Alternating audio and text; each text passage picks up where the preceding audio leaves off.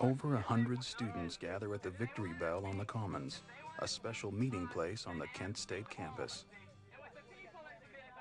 A series of protest speeches are made, and since President Nixon had declared war without the approval of Congress, they came up with a symbolic protest. Kent State student Barry Levine was there. One of the speakers took a copy of the U.S. Constitution and said, you know, Nixon's killed it, why don't we give it a fair burial? It would be the first of a series of student demonstrations to take place that weekend, and the only one that would end peacefully.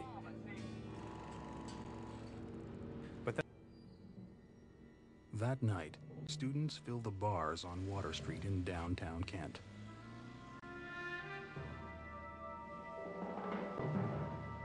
An unidentified group proceeds to light a bonfire in the streets. Attracted by the spectacle, a crowd begins to grow, and soon anti-war sentiment takes center stage. Arriving on the scene at that time are Alan Canfora and his younger sister, Chick. By the time we got there, there was already something happening. There were already students in the streets. There was a lot of chanting of anti-war slogans. Students started to spray paint some of the buildings in downtown Kent. I remember feeling, this is good. Pretty soon, as a police car came by, one guy was standing near us. He took a bottle of beer that he was holding, and he threw it at the police car as it passed by.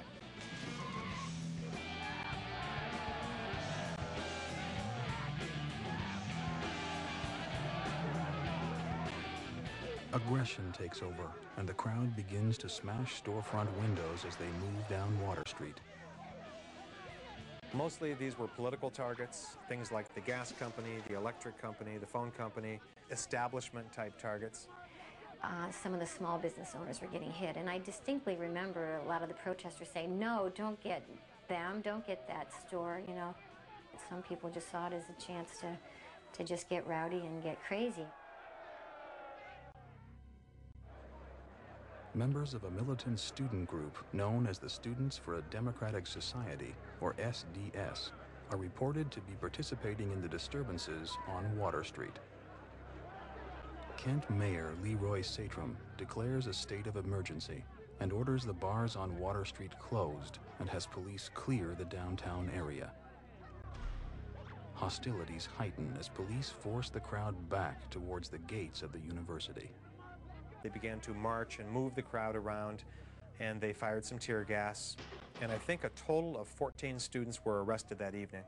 So that was the end of the trouble that night on May 1st. But Mayor Satrum is told that SDS students have taken over a portion of the KSU campus. Alarmed by this erroneous information, he contacts the office of Governor James A. Rhodes, looking for outside assistance. James Rhodes had called out the National Guard so often, he called them out by far more than any other governor in any state in the whole United States. And the governor's office told the mayor that they would put the Guard on alert, put them on standby, that if there was any further trouble, the Guard would come to Kent.